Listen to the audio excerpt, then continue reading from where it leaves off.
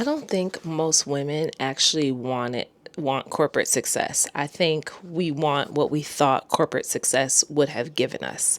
I think most women want freedom, room to breathe, time, autonomy, some form of stability. And I think now we're opening our eyes and realizing that that's not actually the case. I think there's moments and times where there was security working in corporate America, where you did have that like reassurance, or layoffs really weren't even a term, or they weren't even a thing. I mean, I've gone through a total of 3 layoffs in my lifetime now, 2 in the past 3 years, which I never thought would happen to me. And it has. And now I'm seeing more and more people are experiencing the same thing. But I think a little bit beyond the layoffs, we realized that we were just sold a dream that just no longer fits. When you look at the landscape of corporate America, and I'm not saying corporate America is all bad, but I think from an emotional standpoint of, if you truly want to live your life, if you want joy, if you want autonomy, if you just want life on your own terms and you want your time back, I think it's really something to look at, because the vehicle of corporate isn't created to offer you that. And I think that's been the wake up call for a lot of us. I mean, I'm 37 now, but I started my career pivot 2 years ago, and I'm literally still halfway through it because I won't be done with grad school until the end of next year.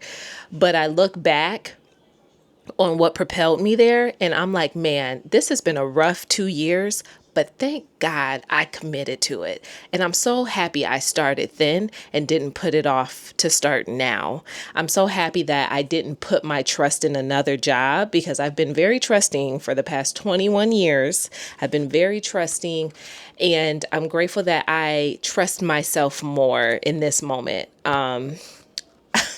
Yeah, I could go down a rabbit hole of like going back to school in your mid 30s and things like that. That's a video for another day. But I think most women don't actually want corporate success. We want what we thought it could offer us. And I'm running into more women now that feel exactly how I feel.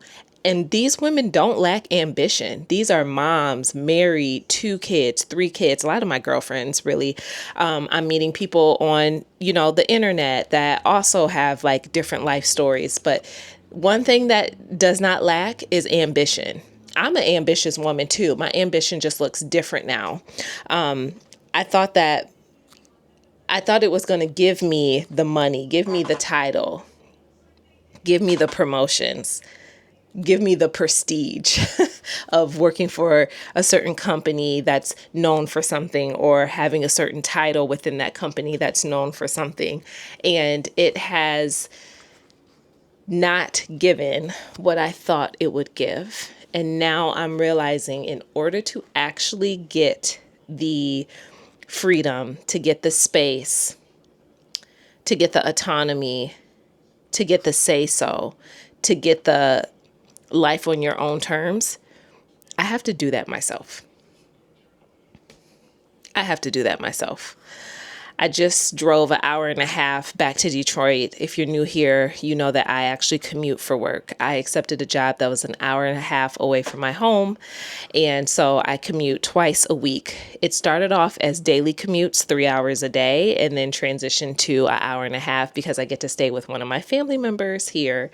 So I'm closer to work. But even the commitment of having to drive an hour and a half, and this is my choice, right? But what it takes to commit to show up to a job just to be able to pay bills, to be able to live, to be able to, pay for my dad's diabetic medicine, to be able to pay for my credit card debt, to be able to rebuild my emergency fund. That was the commitment of this, yes, with this job and an increased salary. But I just, on my drive here, the sun was setting behind me, and I was just already thinking about work tomorrow. And I'm like, but at what expense? Because now my dog Cardi, she can tell when I'm leaving. She can tell when I get my suitcase and I start packing my bag, and I can tell her demeanor changes. just gets like a little distant, which is never her. And she just looks at me longer and stares at me, and she'll follow me now everywhere, to the bathroom or anywhere, as I'm like trying to pack my bag and get my clothes out the dryer and get my clothes out the closet and stuff like that. And I'm like, to what extent do I really want to keep doing this? To what extent? It's costing and taking a lot out of me. Just the number one denominator is to survive and to live. But does it really feel like living when it feels like it costs so much, when it can be a little over exhausting? I can't even talk. So on that hour and a half drive here, I had a lot of time to just think, a lot of time to process, and a lot of time to think. I think a lot of us have gotten more exhausted from our current positions or the current dynamic, right? Whether you're in corporate or nonprofit, because nonprofit can feel like corporate too. Really new to getting hip to that understanding. We've experienced a lot of pressure. We have gotten hyper independent, overstimulated. We have like little to no time for ourselves. And I waited until the last minute to pack today because I just didn't have it in me. I was exhausted, y'all. Like, I laid in the bed until 6:30, which my preference to hit the road is usually around 7 to 7:30 p.m. so I can get here and get situated before it's like dark, and just trying to avoid like deer and different things like that, and just being out really late at night. And I waited until the last minute to pack and to leave. And I'm just like, Lord, when is this season going to transition? I also thought about how I'm not in the season I was before. I'm out of what I prayed, about. And this still is not it. But what do you need me to learn, to understand, to know, what is my purpose and my why behind it? I truly thought I was stepping into something that just felt like a dream. And maybe it was a dream at the time, and it felt so aligned at the time. And now I'm in this mental space where it's like, when you know where you're headed, when you have clarity around what you want to do, what business you want to have, what career pivot you want to make, what you would much rather your days look like, when you know how you want to take the leap, and you just can't unsee that. Like, it's literally a thought in the back of my mind every single day. Like, oh man, I can't wait to get into clinical mental health, or I can't wait to start helping folks. I can't wait to do nature therapy. I can't wait to do all these things.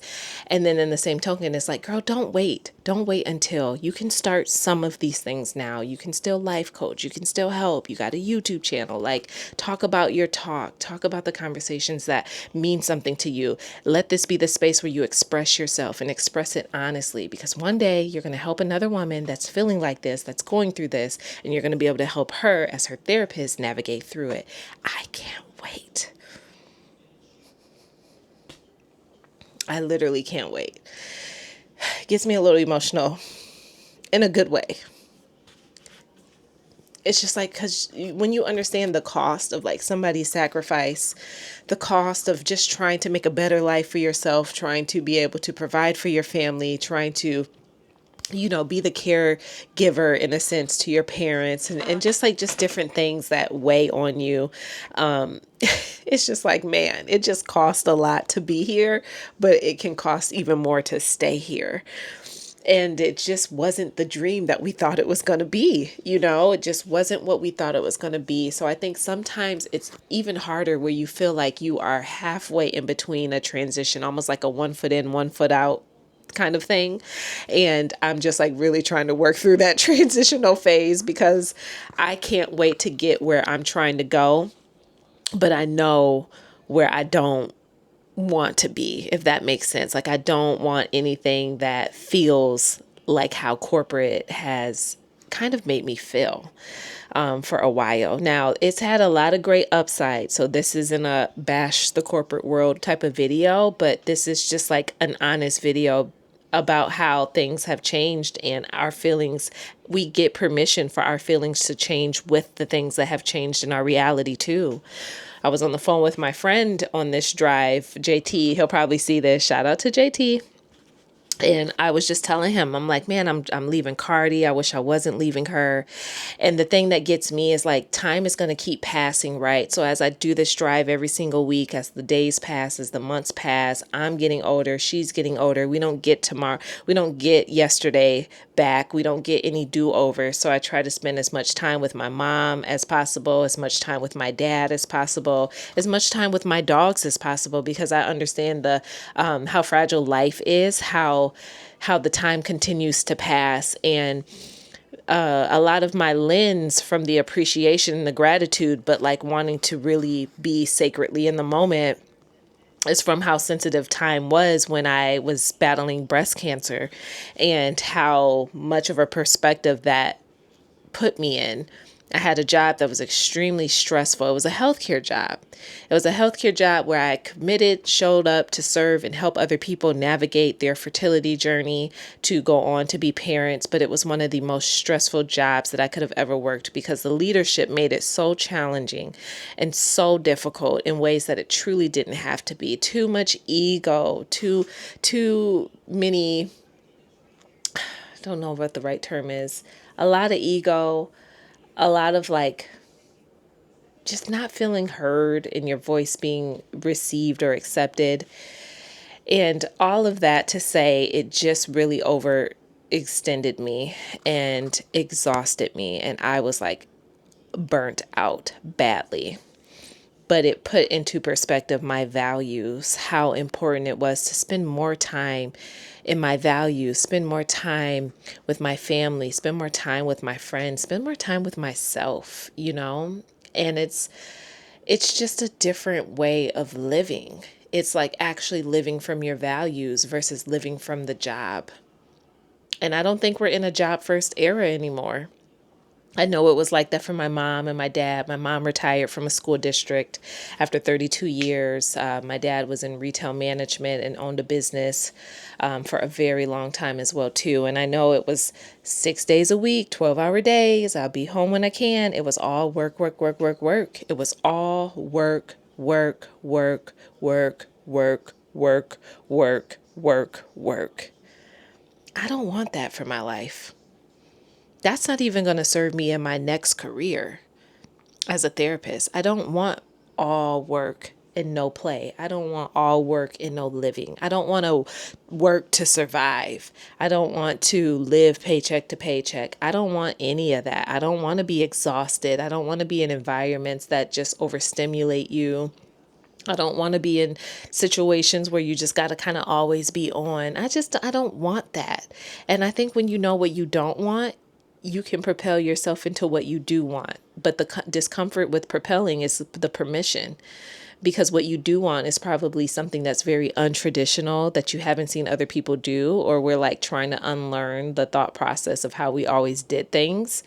And it's just a funny feeling to work through, but you got to let that passion and that fire and that feeling lead you. You got to wake up every single day with your vision in your mind. Like, look at your vision every single day and keep working towards it. The days that you're exhausted, you still get on here and you turn on the YouTube channel. The days that you've had a long day and maybe your hair looks wild, throw a cap on and still turn this on, because this is a part of the commitment.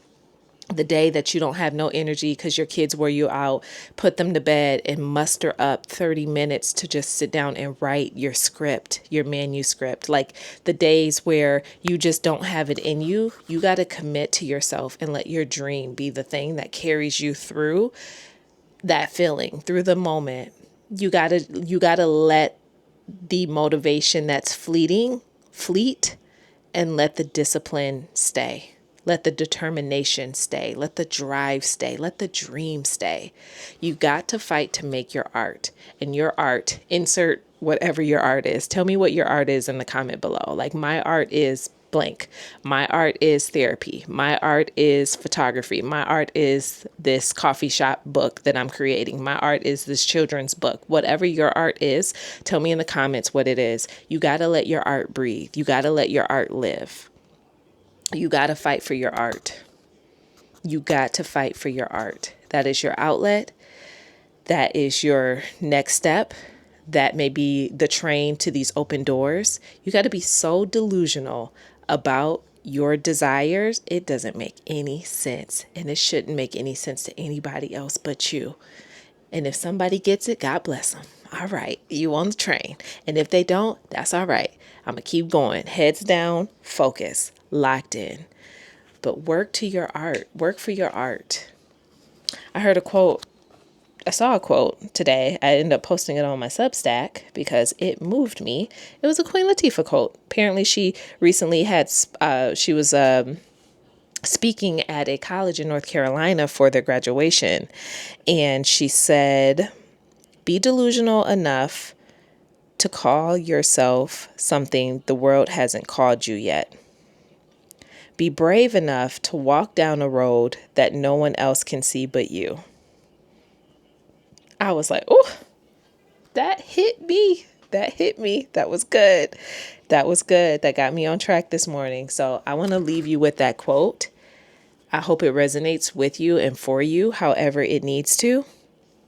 I want you to really work towards making your art, and know that if you feel any similar way to how I feel about work right now, clearly we're not alone. Because the statistics show that there are at least over 50% of other women that feel like we feel. Oh, so you're not alone there. All right, y'all. Until the next video, I need to get to bed. I need to get situated and get prepared to wake up early tomorrow. But I will say this. I'm glad that I have these videos to just be like my proof of permission to myself. And that I'll be able to look back on these videos and be like, girl, what a season. What a time. What a life. You know? Okay, y'all. Till the next video. Peace out.